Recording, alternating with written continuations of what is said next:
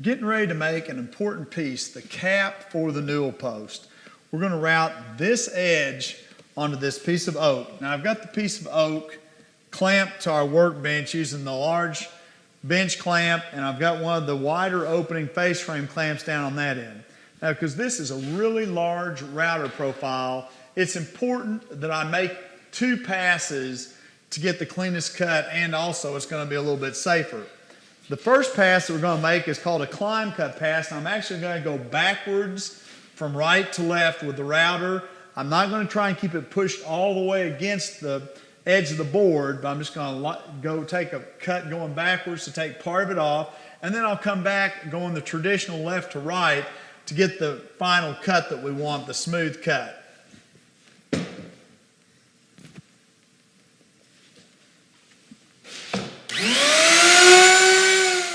These pieces need to be mitered together to form part of the cap of the newel post. We can put those joints together using pocket screws, and it's really important that that be a durable joint because it's going to be right on top of the newel post. So we're getting ready to cut the pocket hole screws in the bottom of each of these pieces. And again, with pocket screws, we only put holes in one side of the joint.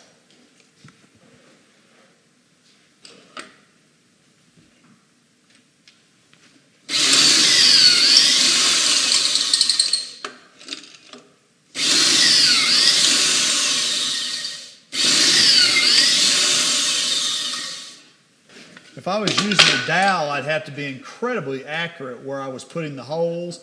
But with the pocket screws, as long as I make sure that the hole doesn't run out on the inside edge where we've routed it, I can put the holes just about any place I want.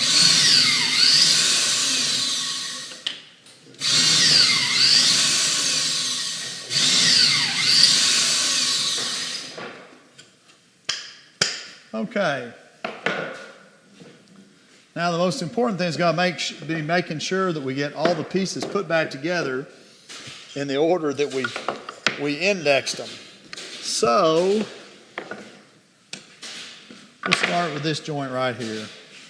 Now I'm going to take a very small nail called a headless pin and shoot it through the very outside of this joint before we get started, just to help with alignment.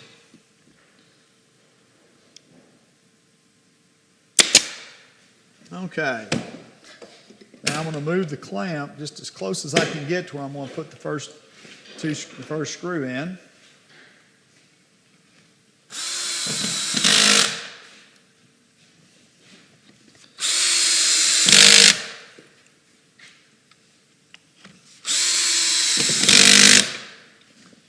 Okay.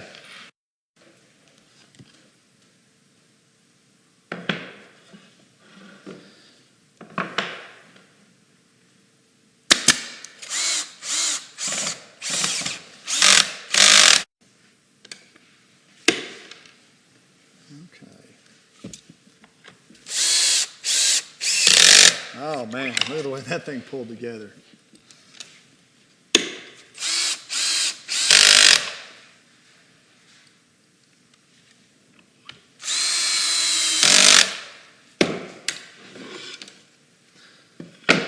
Okay, we're in pretty good shape. What we're going to want to do now is take our sander and sand that down. Larry, if you'll unplug that. What I usually do on anything like that is just rub a little bit of glue in.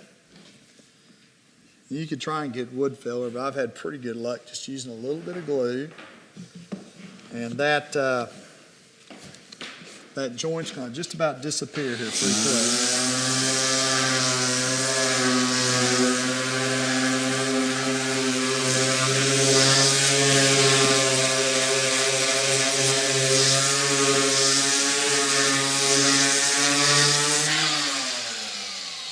Okay, the second piece of our cap is going to fit over this, so really all we're going to see is about the outside 1.5 inches or so. We'll go ahead and work a little bit of glue into all these.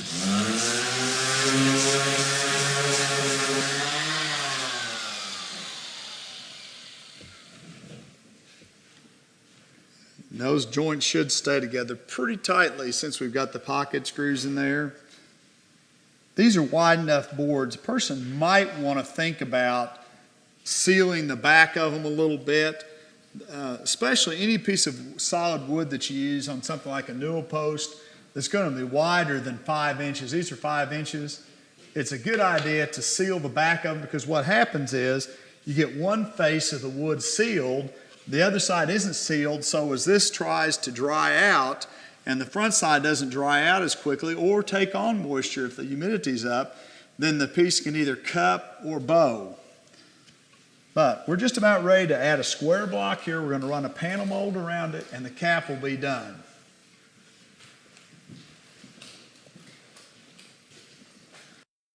Okay, we're down to our last piece of panel mold on this newel post, and it needs just a little bit of work to get it to go in. First thing I want to try and do is I want to put a little bit of an under bevel on this piece that may allow it to just start in. If that's not enough, there's one other little trick I can do. We'll see if that's enough. Okay, it looks like that may work. So what I'm going to do is just tap it in using the rubber end of the hammer. Man, I wish all my joints would fit like that.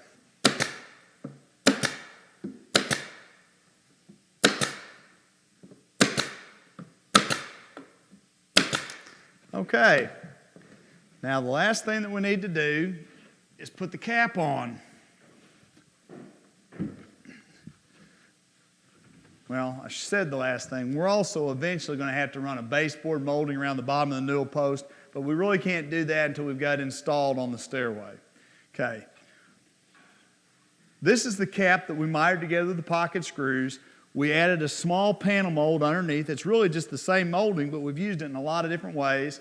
And then we're going to take this piece of solid wood that's had the panel mold nailed around it, and we're going to cap the post like this. Okay. I think I want to orient the grain, because this is going to be the front view of the stairway. Instead of looking, there's only a tiny bit of end grain showing, but I don't want to orient that towards the front door. So we're going to orient it like this. Then we're going to just nail it down right like that. We'll shoot a few nails into that block that we put.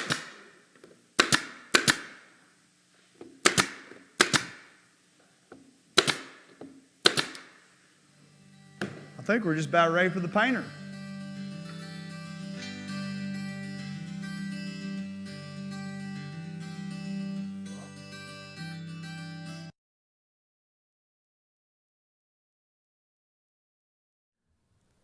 Thanks for watching. If you enjoyed this material, don't forget to like and subscribe.